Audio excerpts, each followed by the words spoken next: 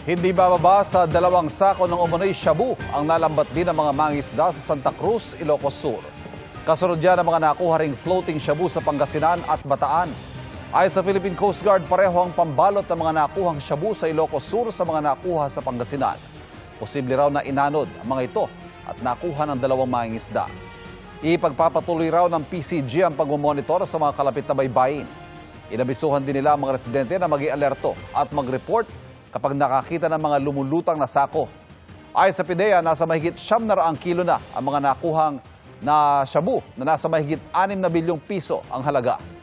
Sa Maribeles, Bataan, binigyan ng Police Regional Office 3 ng sako ng bigas ang mga mangingisdang nag-turnover ng mga nakuhang lumulutang na sako ng shabu roon.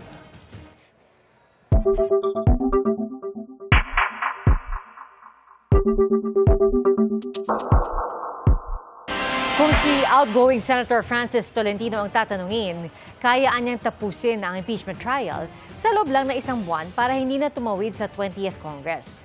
Pagtalima raw ito sa nakasaad na 4th will sa konstitusyon, pero may paglilinaw rito ang mismong sumulat niyan sa saligang batas.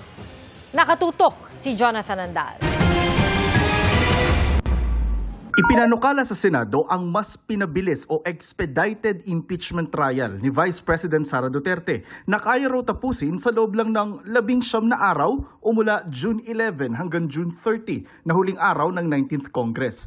Sabi ni Senator Francis Tolentino, pwede niya raw itong ipresenta bukas sa Senado. Pero para daw magawa yan, kailangang mapapayag ang prosecution na imbes na 7, gawin na lang 2 ang articles of impeachment. Yung 2, doable na yun. Piliin na lang nila yung sa tingin nila ay meron silang sapat na ebidensya. Sa ganon, paraan ay talaga mapapabilis ito. Sinusubukan pa namin kunin ang komento rito ng mga kongresistang miyembro ng prosekusyon pero wala pa silang tugon sa ngayon.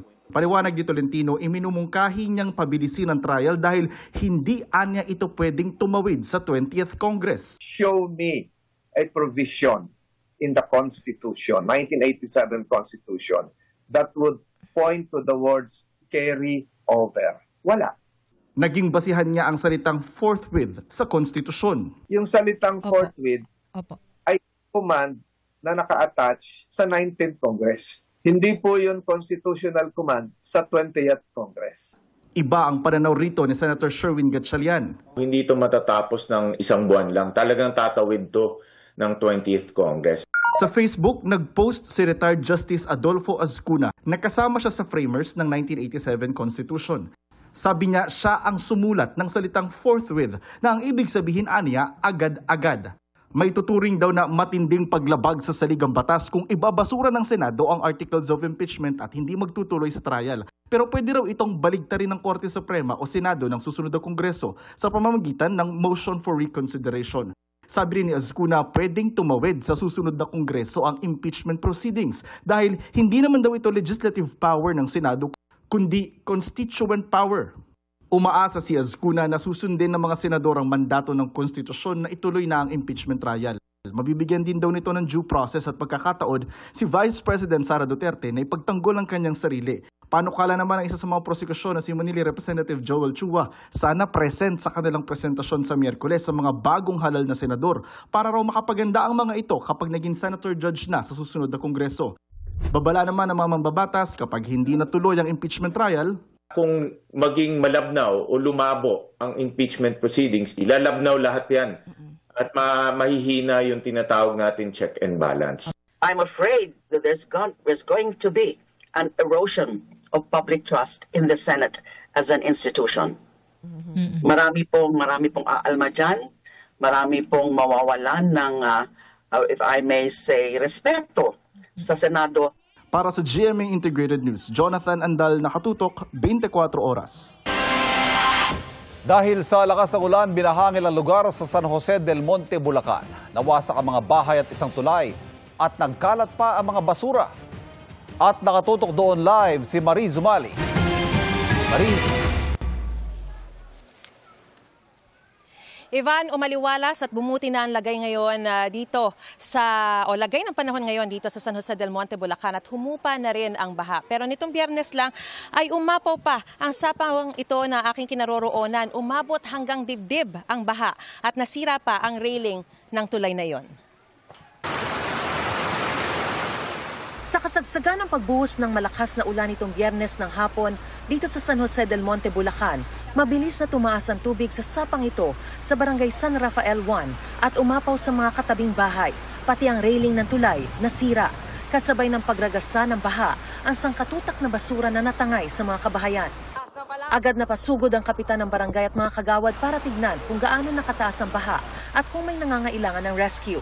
Nagtanggal din sila ng mga trosong humambalang sa mga lagusan. So, in span of 30 minutes, talagang sumobra na po laki yung tubig. Kaya hindi po namin sukat akalain na lalaki ng sobrang laki po yung tubig at babahain po kami ng sobra po. Kalaunan, kinailangang umatras nila Kap dahil sa panganib ng pagtaas pa ng tubig at posibilidad daw ng pagkakuryente. Tumataas na rin po yung tubig sa mga breaker. Baka po kami po ay makuryente. So, pinasara ba yung kuryente? That time po kasi medyo nagkakaguluhan na po kami. Ang ginawa na lang po namin talaga is before namin umalis, sinabi po namin sa mga kabahayan na patayin po nila yung breaker nila. Then nag-chat na po kami sa Meralco na sana patayin yung mga kuryente dahil baka magkaroon ng problema. Pilit pang nagsasalba ng mga gamit ang mga residente. Mayroon ding nakapag-ipon pa ng ipangangalakal. Kabilang sa pinakaapektado ang bahay ni Michael na nawasak ang dingding at riprap at nabungkal pati ang sementong sahig. Abang bumabaha kasi, kaya nasira yung bahay namin. Yung mga basura, doon tumama yung mga troso. Tumama sa mga dingding kaya nasira. Natakot din po kasi kagaya ng last year po kasi tong tulay eh. Nasira po kasi dala yung bugso ng ulan din nung nakaraan. So yun din po, inisip din po namin yun. Kaya lang talagang syempre since wala naman kaming ibang pupuntahan, hindi rin naman namin alam kung saan kami pupunta. So tinaas na lang po namin yung mga gamit namin. Putik talaga, burak nga kasi mabaho siya. Madumi po.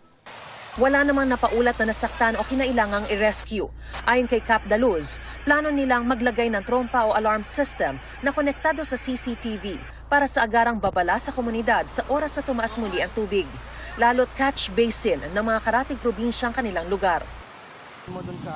Dahil din sa malakas na hangin ay nabuwal ang 15 poste sa Barangay Bulusan sa Kalumpit noong ding Biyernes. May 5 pang posteng lumundo dahil sa malakas na hangin, dahilan para mabalam ang supply ng kuryente. Ayon kay Barangay Captain Danilo Marin, biglang dumaan ang malabuhawing lakas ng hangin na may kasamang ulan. Tila nagmukha raw mga domino ang mga poste. May nag-spark pa sa mga nabuwal na poste sa bukid na puno ng tubig. Wala namang naiulat na nasaktan sa insidente. Sabi ng Meralco, naibalik na ang supply ng kuryente sa 3,000 naapektuhang customer sa Barangay Bulusan alas 3 ng hapon kahapon. Sabi pa ni Meralco Vice President and Head of Corporate Communications Josel Dariaga, 24 oras naka-duty ang kanilang mga tauhan para rumisponde sa anumang electricity service concern, lalo na ngayong nagsimula na ang tag-ulan. Ivan, balik dito sa San Jose del Monte, Bulacan. Nagpaalala nga ang barangay sa mga residente sa tamang pagtatapon ng mga basura para hindi bumara sa mga kanal at sa lagusan din ng tubig na siyang nagiging sanhi ng matinding pagbaha. At sa mga sandali pong ito ay inaayos na rin yung railing dun sa tulay para masigurong hindi magiging delikado sa mga daraan. At yan ang pinakasariwang balita mula rito sa San Jose del Monte, Bulacan. Balik sa Ivan. Maraming salamat, Marie Zumali.